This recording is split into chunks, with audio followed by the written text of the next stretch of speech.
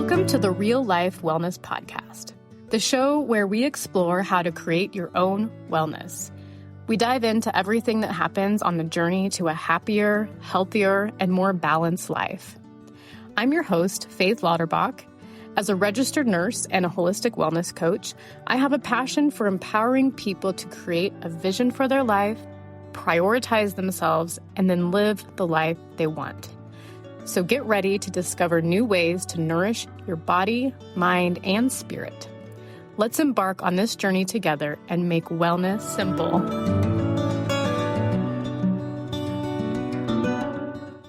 Well, hello, and welcome back to the Real Life Wellness Podcast.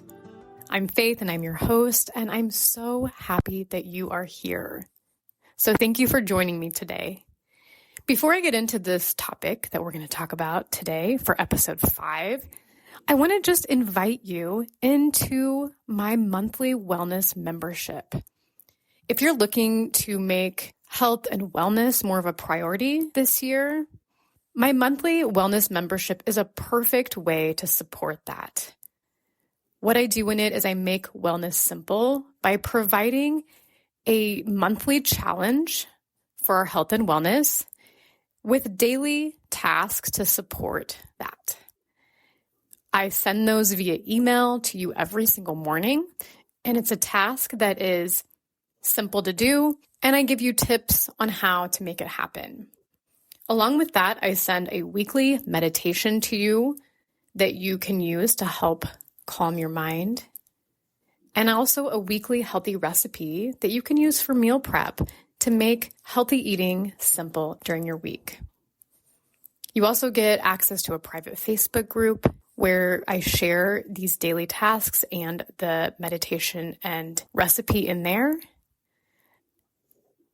And all of that for only $29 a month.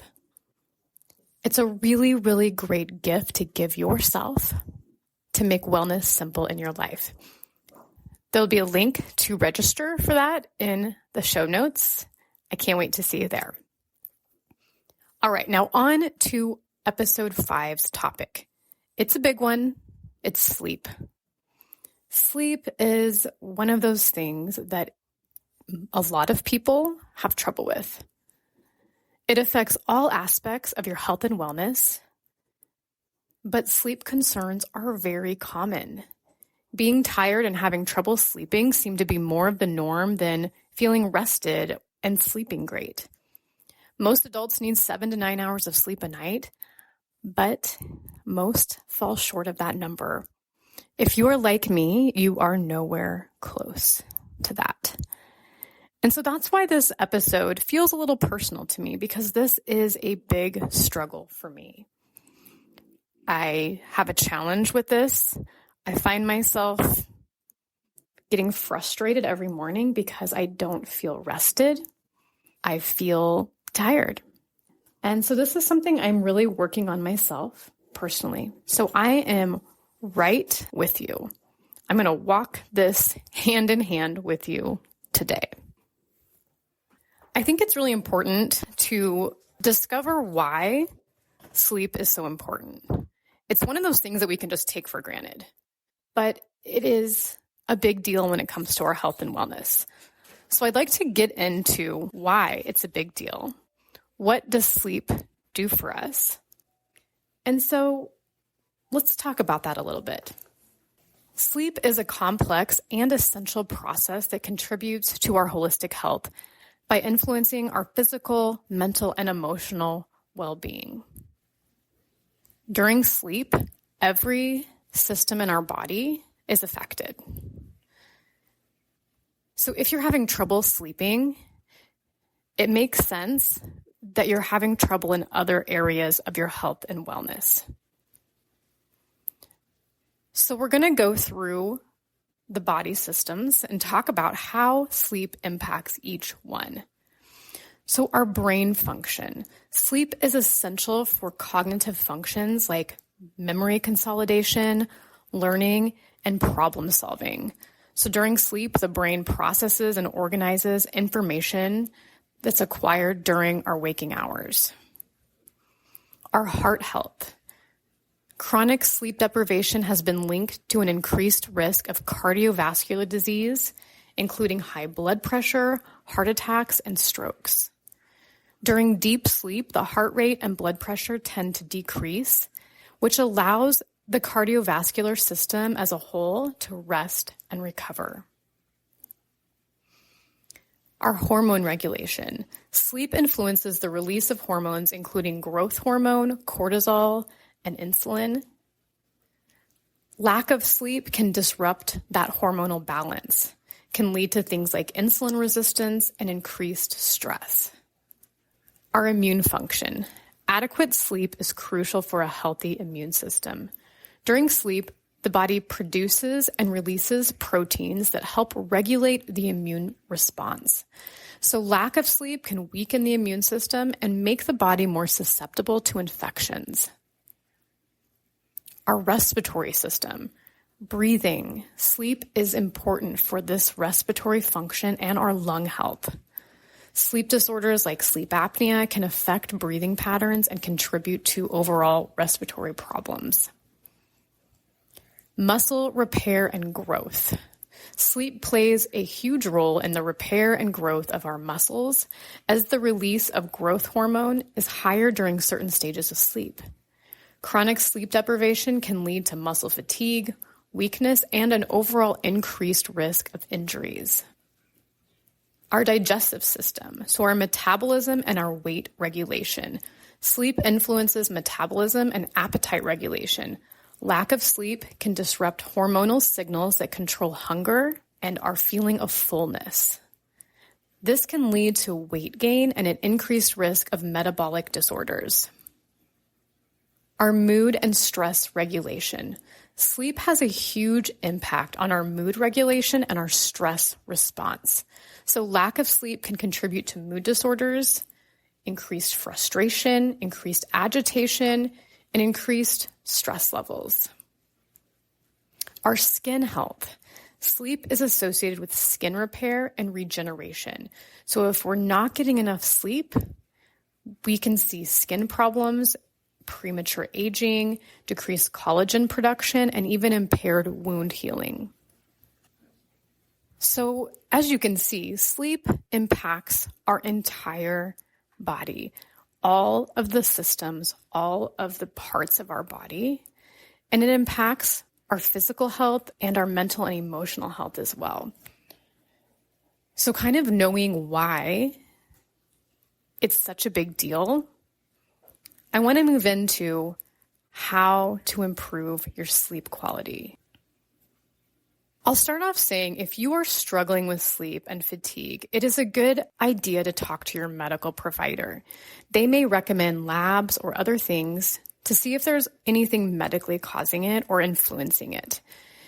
An option worth exploring, I will say, is to find a provider who specializes in functional medicine, which is finding the root cause. So they're more likely to do testing and explore deeper causes and not just medicate you.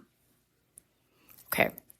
With that being said, I want to talk about some things that you can do, any person can do, to support this area of our health, sleep.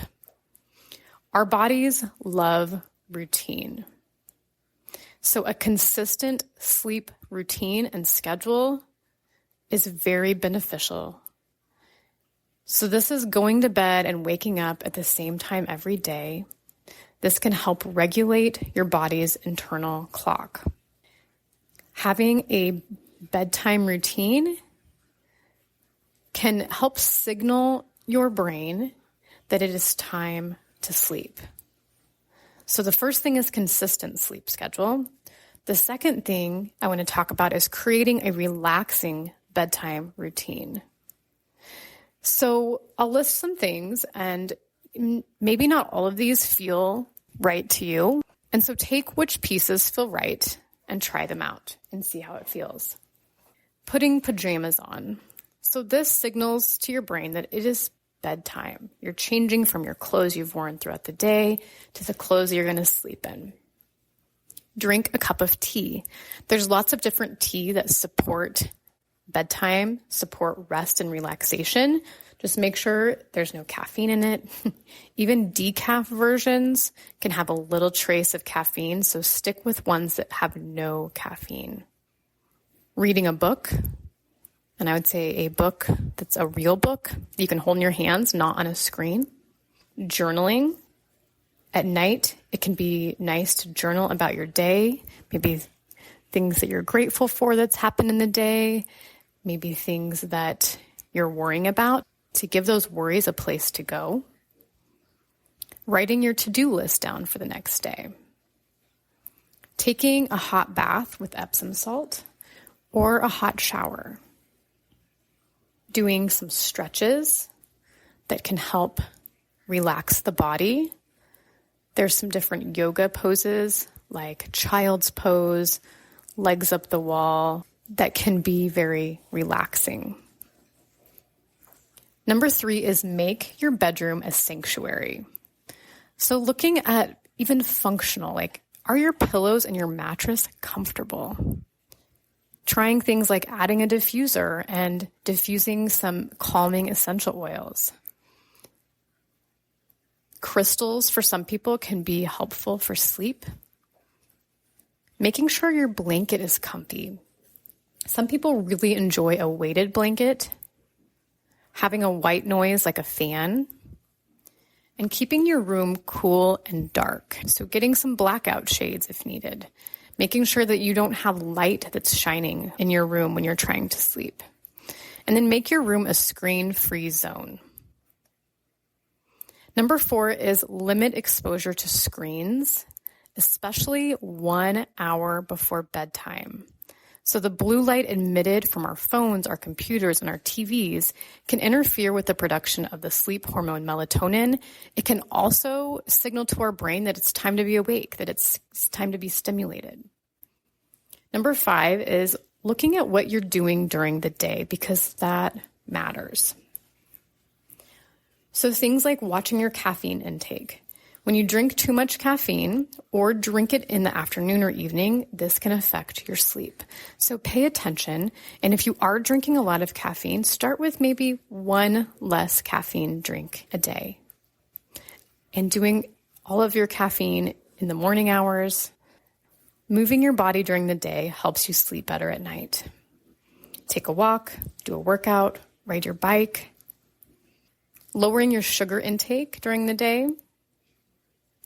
Getting natural sunlight. This helps regulate our natural circadian rhythm and our vitamin D production. So trying to get sunlight, especially first thing in the morning, can really help with this. Stress reduction techniques during the day. So having a mindfulness practice, having meditation or time of silence, breath work. How are we dealing with the stress that's happening throughout the day? This can greatly impact how we're sleeping at night. And then naps. If you do need a nap, keep it short, 20 to 30 minutes at the most, and avoid napping too close to bedtime. All right, so there are some ideas on how to start getting some more sleep and why sleep is so important to us. If you are ready to start making this important in your life, I'm going to offer you a few ways you could look at going about it. I strongly believe that starting small is one of the best ways to have success, to make what you're doing a priority, and to make it lasting. So I want to talk a little bit about how that can look when it comes to sleep. So thinking of first your overall goal when it comes to sleep. And I'll give you an example of mine. Mine is to have more energy during the day, to feel more rested when I wake up. So that being my overall goal, I'm going to look at an intentional action that supports that. So for me, I want to increase the amount of hours that I sleep So instead of my action being, I want to get 7 hours of sleep a night, even though that's true, that is something I want to do, I'm going to set my intentional action as going to bed at 9:30 p.m. So that is something that I do have control over. I can control what time I go to bed for the most part. And I also know that if I go to bed earlier, the likelihood of me getting more sleep is great. I've been tracking my sleep for a while, so I know that the nights that I go to bed earlier, I get more sleep. So I've done some data collection before I'm setting this goal, and that has been helpful. All right, so here again is how I'm setting this up to make it a practical goal for sleep. My overall goal is to have more energy and to feel more rested in the daytime. So that intentional action is going to be going to bed by 9:30 every night. Additionally, I'm going to look at how to make this simple. So what that looks like for me is making sure my schedule reflects that. Making sure that I am not scheduling myself late in the day. And that means sometimes saying no to things. Also, I'm setting alarms in my phone to remind myself that it's time to start winding down. So I have an alarm that goes off on my phone at 8 o'clock at night that tells me log off, no more social media. And then a reminder for me at 9 o'clock to head to bed. So those two things are helping me make it more simple because it's giving me that nudge and reminder when it's time to do the things that I am setting as important to me. So I would say, if this is something you're looking at doing, starting small. If that specific action, intentional action doesn't speak to you, find something that does and give it the specifics, the what, when, and where, and set some ways to make it more practical and simple in your life. So setting alarms, having things ready, supplies that you would need ready. All right, so that's what I got today for sleep. We talked about why sleep is important and what happens when we're not getting enough sleep. And then we made it practical. How to start setting up some actions in our life that's going to help support us getting more sleep. Remembering that sleep impacts every single part of our health and wellness. All right, thanks so much for joining me today. I look forward to next time. Be well.